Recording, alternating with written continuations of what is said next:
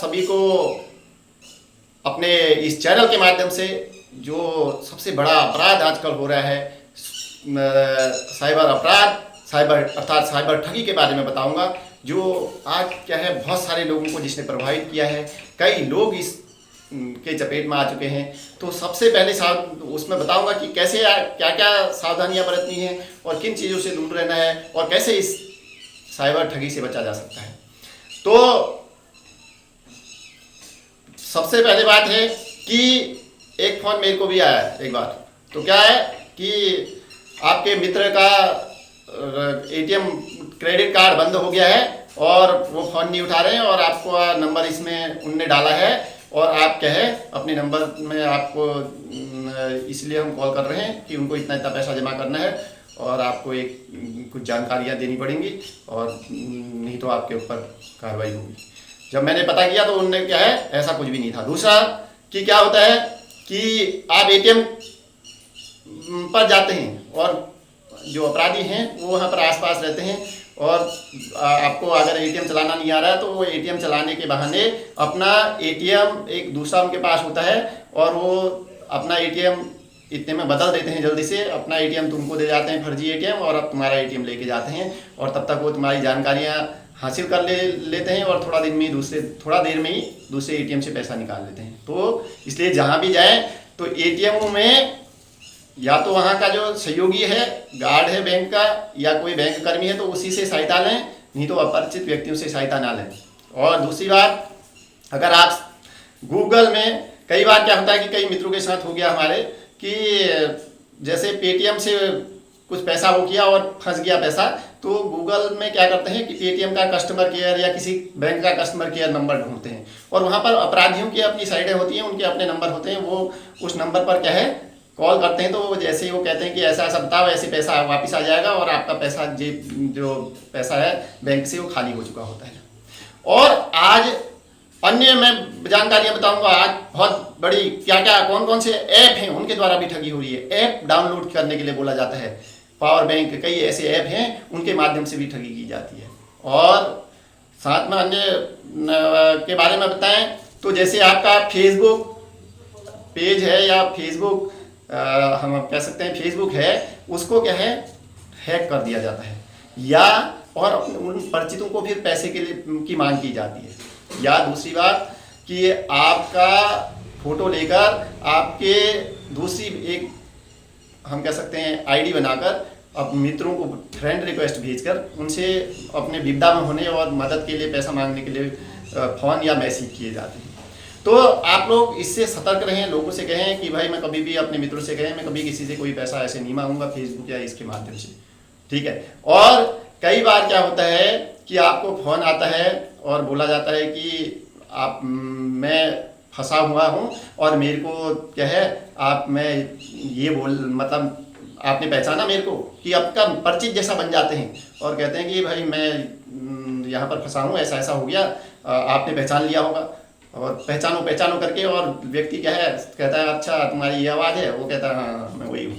तो उससे क्या है आपके कहते हैं कि मैं अभी फंसा हूँ, मैं हॉस्पिटल में हूँ और मेरे को इतना रुपया ये वो नहीं हो रहा था मेरे खाते में, तुम्हारे खाते में पैसा आएगा, आप मेरे को भेज देना।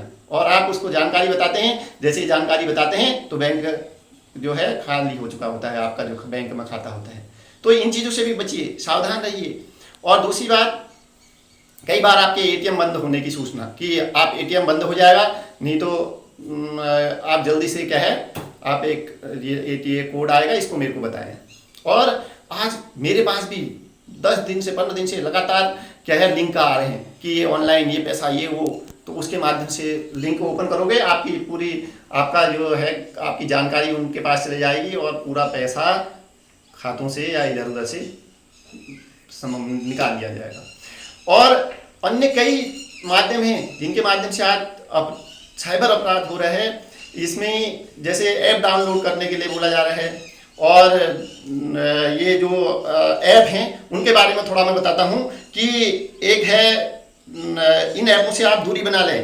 Tesla, power bank, cow, care, cowin travel, XSS, dynamic, इजेन plus, MSFA, sunlight app, king rich, share power, seaplane private limited, firewin, adapt, कोअर्न, pocket wealth, HPZA, new EasyDay plan, इन सब से क्या है ठगी की जा रही है। और अन्य माध्यम क्या है कि आपको बोला जाएगा कि आपका मोबाइल नंबर, आपको KYC करानी है, नहीं तो आपका मोबाइल नंबर आज ही बंद हो जाएगा अभी थोड़ी देर में। तो आप क्या है KYC के बदले वो आपको क्या है कई बार KYC कराने के बहाने आप पर से जानकारी लेते हैं और उसके बाद आपसे OTP या अन्य चीज़ें पूछते हैं और आपका पैसा खाली हो जाता है। तो ऐसे किसी भी व्यक्ति को, अपरिचित व्यक्ति के कहने पर न तो कोई ऐप डाउनलोड करें, न कि कोई प्रकार का कोई जानकारी उसको साझा करें।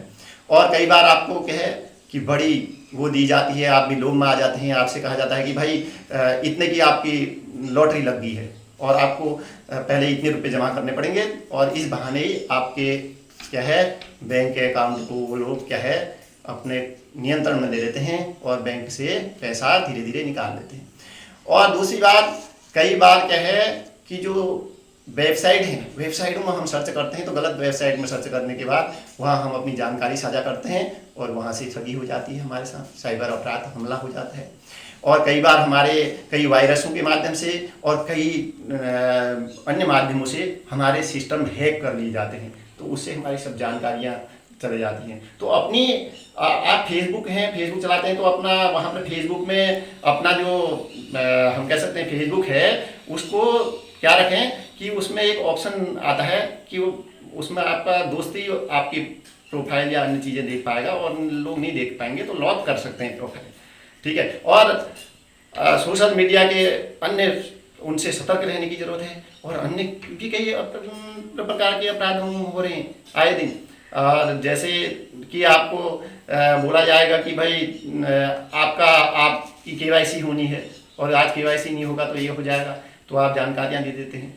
और या आपसे एक कोई OTP आपके नंबर में भेजा जाता है, कहा जाता है कि ये OTP बताएं और आपको इतने पैसे मिलेंगे, ये पैसे मिलेंगे, लोभ में या किसी प्रकार से भी धोखे में रखकर आपसे छल किया जाता है। तो किसी को भी कोई भी बैंक कर्मी बनकर या एक बार मेरे को भी आया था कि मैं ATM SBI मुंबई से बोल रहा हूँ और आपका ATM बंद होने वाला है, आपके नंबर में ये OTP आ रहा है, इसको दीजिए तभी नंबर ATM खुलेगा, नहीं तो बंद हो जाएगा और पैसे भी हो सकते हैं गड़बड़ ना हो जाए। तो ऐसे करके कहते हैं और क्या है आपको आपके साथ अपराध करते हैं। तो आप कहने का मतलब है कि इन सब चीज़ों से बचिए। किसी को अपना ATM नंबर, जो पीछे CVC नंबर जो होता है CVV नंबर, उसको ना बताएं और एक्सपायरी डेट ना बताएं, कहीं ऐसा लिखे ना। कहीं पर अपना ATM का जो पिन नंबर है उसको जब कहीं पर पैसा निकालते हैं तो वहाँ पर ढक के रखें, किसी को मतलब कोई देख ना पाए। देख लें कि कहीं पर कोई कैमरा तो नहीं लगा है, छोटे कैमरे लगे रहते हैं कई जगह, आपकी जानकारी किसी और अन्य को तो नहीं मिल पा रही है। और दूसरे पर अपरिचित व्यक्ति के कहने पर कोई भी वेबसाइट या कोई भी लिंक ओपन ना करें। और दूसरी बात, ये जो ऐप बताए मैंने इनको भी क्या है किसी तरह से अपने फ़ोन में इंस्टॉल ना करें।